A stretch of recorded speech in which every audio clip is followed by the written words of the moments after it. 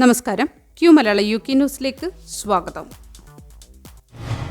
നോട്ടിംഗ്ഹാമിൽ UK Malayali മരണമടഞ്ഞു. നോട്ടിംഗ്ഹാമിൽ താമസിച്ചിരുന്ന ദീപക് ബാബുവാണ് നിര്യാതനായത്. നാട്ടിൽ കൊല്ലം സ്വദേശിയാണ് ദീപക്. UKയിൽ ആമസോണിൽ ജോലി ചെയ്യുകയായിരുന്നു. ഹൃദയസ്തംഭനം മൂലമാണ് മരണത്തിന് കീഴടങ്ങിയത്. 2 വർഷം മുൻപാണ് ദീപക് UKയിലെത്തിയത്. നോട്ടിംഗ്ഹാമിലെ മുദ്ര ആർട്സിന്റെ ട്രഷററായ ദീപക് ബാബു സേവനം UKയുടെ നോട്ടിംഗ്ഹാം യൂണിറ്റിലെ സജീവ പ്രവർത്തകൻ കൂടിയാണ്. കോവിഡ്, ഇൻഫ്ലുവൻസ, RSV കേസുകളുടെ എണ്ണം കൂടുന്നതായി റിപ്പോർട്ടുകൾ. UK ഹെൽത്ത് സെക്യൂരിറ്റി ഏജൻസി പറയുന്നതനുസരിച്ച് ഡിസംബർ 11 വരെയുള്ള ആഴ്ചയിൽ 1069 വൈറസ് കേസുകൾ സ്ഥിരീകരിച്ചിട്ടുണ്ട്. കഴിഞ്ഞ ആഴ്ചയെ അപേക്ഷിച്ച് ഇത് 1.6% കുറവാണെങ്കിലും ഡിസംബർ 6 വരെയുള്ള ആഴ്ചയിൽ 106 മരണങ്ങൾ റിപ്പോർട്ട് ചെയ്യപ്പെട്ടതോടെ കോവിഡ് മൂലമുള്ള മരണങ്ങളും ആശുപത്രി പ്രവേശനങ്ങളും വർദ്ധിച്ചു. ഫ്ലൂവുമായി താരതമ്യപ്പെടുത്തുമ്പോൾ കഠിനമായ ജലദോഷം പോലുള്ള ലക്ഷണങ്ങൾ ഉണ്ടാകാം. വൈറസിനെക്കുറിച്ചുള്ള അപ്ഡേറ്റിൽ ഉയർന്ന ആശുപത്രിയും മരണത്തിൻ്റെയും കണക്കുകൾ കാണിക്കുന്നത് പോലെ കോവിഡ് ഇപ്പോഴും ഗുരുതരമായ രോഗത്തിന് കാരണമാകുമെന്ന് സർക്കാർ മുന്നറിയിപ്പ് നൽകി. നിങ്ങളുടെ COVID-19 വാക്സിൻ ലഭിക്കുന്നതിനുള്ള അവസാന തീയതി 2025 ജനുവരി 31. കോവിഡ് മാതൃകയിലുള്ള പുതിയ നിയന്ത്രണങ്ങളിൽ രാജ്യത്തുടനീളമുള്ള നിരവധി ആശുപത്രികളിൽ ഫേസ് മാസ്ക് നിർബന്ധമാക്കിയിട്ടുണ്ട്. മിൽട്ടൺ കെയ്ൻസിൽ കുത്തേറ്റ് 2 സ്ത്രീകൾ മരിച്ചു.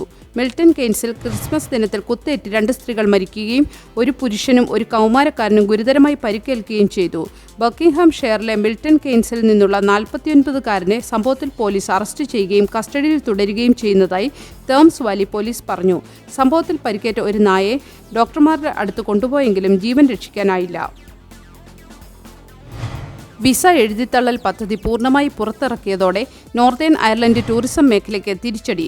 ജനുവരി 8 മുതൽ വിസ ആവശ്യമില്ലാത്ത UKയിലെ എല്ലാ യൂറോപ്യൻ ഇതര സന്ദർശകരും പകരം ഒരു ഇലക്ട്രോണിക് ട്രാവൽ ഓതറൈസേഷൻ വാങ്ങേണ്ടതുണ്ട്.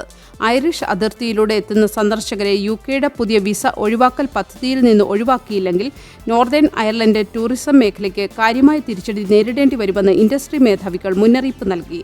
ഏപ്രിൽ 2 മുതൽ യൂറോപ്യൻ സന്ദർശകർക്ക് ETA ആവശ്യമാണ്. ഇതിന് £10 വില വരും. നിലവിൽ നോർത്തേൺ അയർലൻഡിലേക്കുള്ള അന്താരാഷ്ട്ര സന്ദർശകരിൽ 70% റിപ്പബ്ലിക് വഴിയാണ് എത്തുന്നത്. ഭരണപരമായ ഈ പരിഷ്കാരങ്ങൾ സന്ദർശകരെ പിന്തിരിപ്പിക്കുമെന്ന് ഇൻഡസ്ട്രിയിലെ പ്രമുഖർ ഭയപ്പെടുന്നു. ഇന്ത്യയുടെ മുൻ പ്രധാനമന്ത്രി മൻമോഹൻ സിംഗ് അന്തരിച്ചു. ഇന്ത്യയുടെ ഏറ്റവും കൂടുതൽ കാല പ്രധാനമന്ത്രിമാരിൽ ഒരാളായിരുന്നു സിംഗ്. രാജ്യത്തിന്റെ സാമ്പത്തിക പരിഷ്കരണ പരിപാടിയുടെയും അമേരിക്കയുമായുള്ള സുപ്രധാന ആണവ കരാറിന്റെയും ശില്പിയായി പരക്കെ അംഗീകരിക്കപ്പെട്ടിരുന്നു. വ്യാഴാഴ്ച രാത്രി ഡൽഹിയിലെ വസതിയിൽ കുഴഞ്ഞുവീണ അദ്ദേഹത്തെ ഉടൻ എയിംസിലെ തീവ്രപരിചരണ വിഭാഗത്തിൽ പ്രവേശിപ്പിച്ചെങ്കിലും മരണം സംഭവിക്കുകയായിരുന്നു. 2004 കൊല്ലപ്പെട്ട പ്രധാനമന്ത്രി രാജീവ് ഗാന്ധിയുടെ വിധവയായ സോണിയാഗാന്ധിയാണ് അദ്ദേഹത്തെ പ്രധാനമന്ത്രി സ്ഥാനത്തേക്ക് തിരഞ്ഞെടുത്തത്. 1991 നരസിംഹറാവു പ്രധാനമന്ത്രിയായപ്പോഴാണ് റിസർവ് ബാങ്ക് ഗവർണറായിരുന്ന മൻമോഹൻ സിംഗിനെ ധനമന്ത്രിയാക്കിയത്. ആസാമിൽ നിന്നുള്ള രാജ്യസഭാംഗം എന്ന നിലയ്ക്കാണ് മൻമോഹൻ സിംഗ് പ്രധാനമന്ത്രിയും ധനമന്ത്രിയുമായത്. ലോക്സഭയിൽ അംഗമായിട്ടില്ല.